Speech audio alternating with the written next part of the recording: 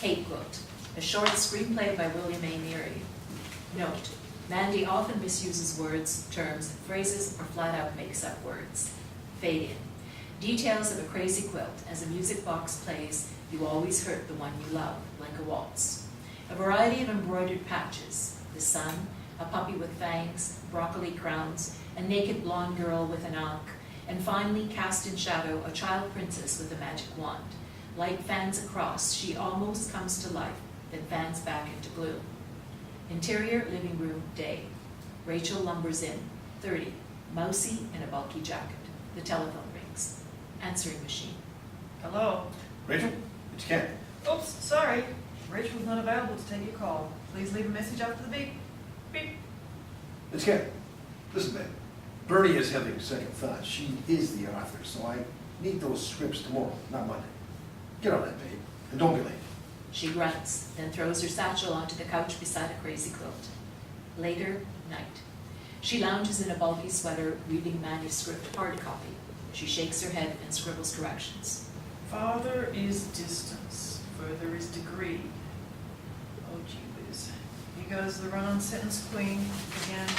The telephone rings. Answering machine. Hello? Ken again. Another thing.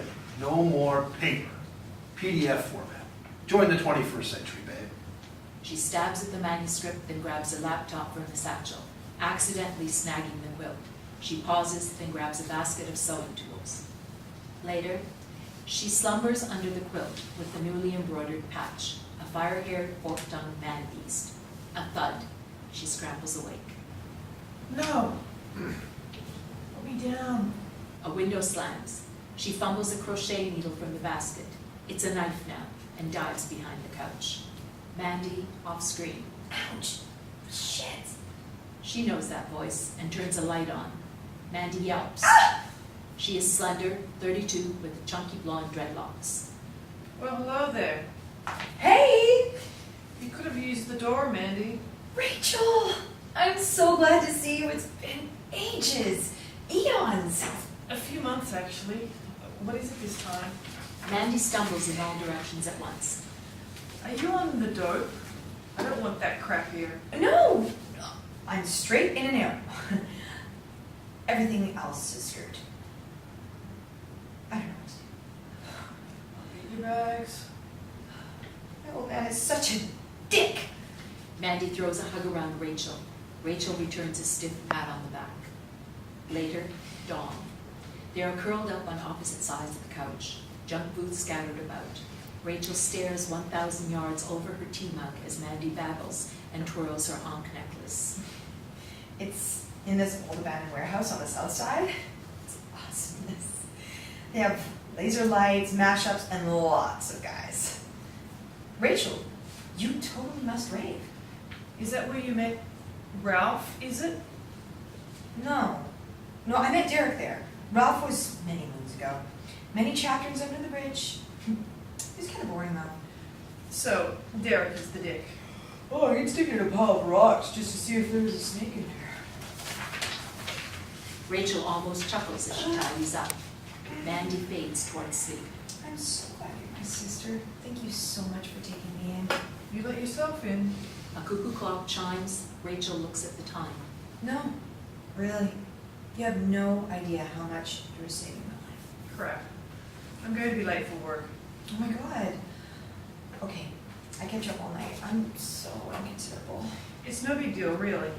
I'll drive you to work. You don't have a car. I'll pick you up too. Rachel searches the closet for a comforter as Mandy undresses. Just get some sleep. When I get home, I'll have dinner ready. It'll be awesome. you don't have to do that. I just learned some new recipes. I don't like that sort of thing. Then I'll make you your favorite. You know what, Mandy? Could you please just... Rachel turns with the comforter and finds Mandy snoring naked underneath the quilt. Shit. Match fade 2. Later, afternoon. Mandy's ass cheek partially exposed. She scratches it as she wakes up, then rises wearing the quilt. Kitchen continuous. The kettle whistles. Mandy removes it. A flame catches the quilt. She douses it at the sink and starts studying the embroidery. Awesomeness. Interior living room, evening. Music screeches. Rachel lumbers in and gawks at the room. It has been rearranged, all bright and cheery. Mandy? She snaps off the music, revealing a fire alarm drone. The alarm stops. Mandy leaps down from the kitchen doorway. Hey, you're home! This is so sensitive. Oh my god, I went off like a Brazilian time. I see you've redecorated. I'm not supposed to even touch me, let alone cook it. But I know how much you like pork chops. You still do, right? Mandy ushers Rachel into the kitchen. What are you doing? Dinner is served. Kitchen continuous. Sitar music tickles the air. Rachel stares at her burnt pork chops. Mandy sits proudly over her vegan dish. This food is a gift from the universe. Each morsel, an awesomeness sacrificial. May I be worthy to receive. Where was I? Oh yeah, auditions. Itadaki masa. What? Itadaki masa. I take this nourishment in gratitude. Oh, you're welcome, sweetie. It's Japanese. Nice. So, I'm on my third audition this week. Totally smashed. Rachel stabs at her burnt pork chop. And still, I remembered his birthday. And all he could say was, oh, this is nice for you, I guess. Nice of you. Nice for you. Nice for you or nice for you. What did you get me? Okay, this great set of healing rocks.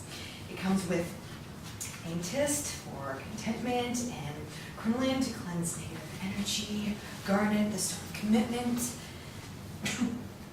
and kainite, a very special stone. It never needs cleansing because it doesn't keep negative energy. Maybe they're just not his thing. And shaking other girls is. Maybe that is his thing. I mean, you're a bit, how do I put this? Maybe you expect more from people than they're willing to give. What do you mean? Rachel digs into her food. People take advantage of people all the time. You have to be careful about who you give your heart to. What you give yourself to and what you expect in return. Nothing ever turns out the way you expect it to anyway. Mandy really takes this in. I mean, how can you possibly be with another person if you can't be with yourself? He's such a user. You should get a job. Get away from this, what's his name? Derek, Derek. the dick. Exactly. Mandy gets an idea. Floodgates open. I can work for you. You can give me a job at your office. We can commute together. Whoa, slow down there. You know, like rideshare. I'll make lunches, pay for half the gas, half the rent, and utilities. Wait now, you're getting carried away. Eventually, when I start making money, you can get me started. Shut up! Floodgates closed. Mandy bats her doe eyes. Do you really think that you can just stumble right in here and... You would not like my work anyway. It's tedious, repetitive, boring. That's just what I need. Something simple. I need to be simple for a while. Simple.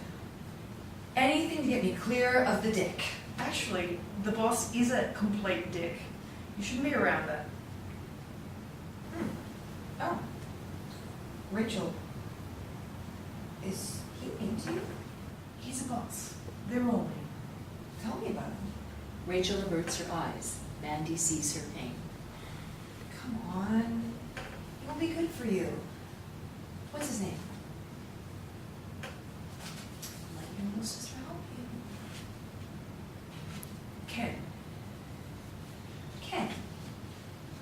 Who is he? What does he do? He's the content manager. What does he look like?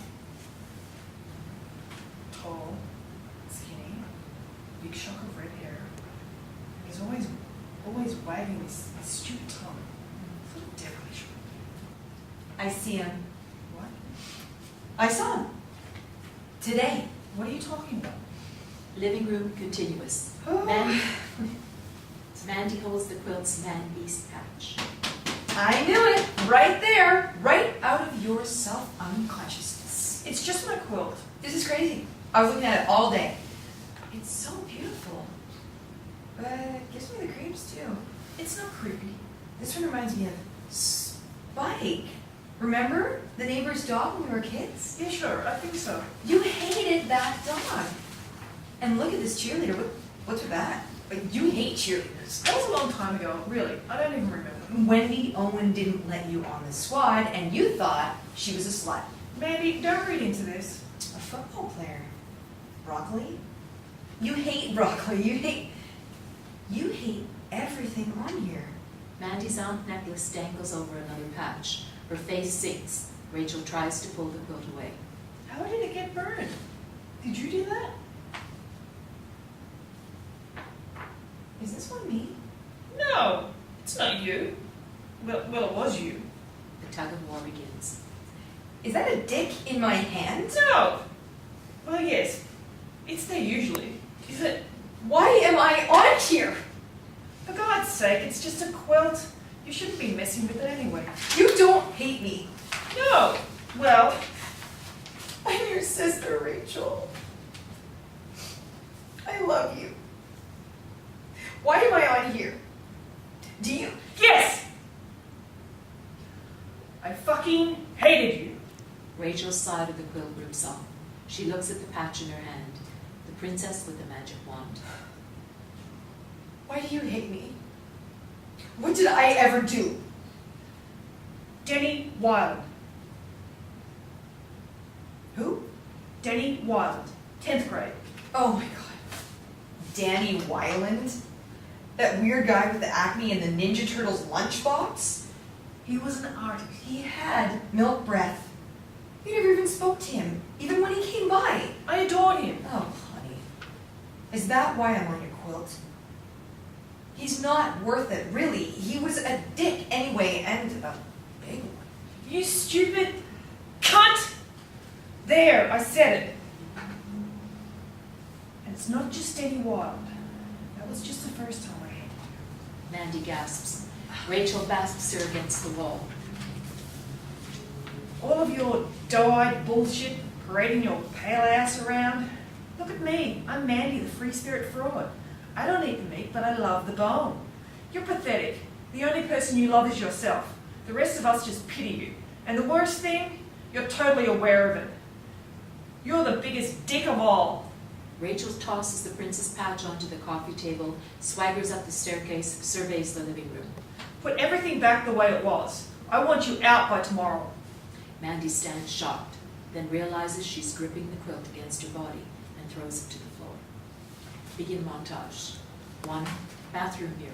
Rachel washes her satisfied face. 2. Kitchen.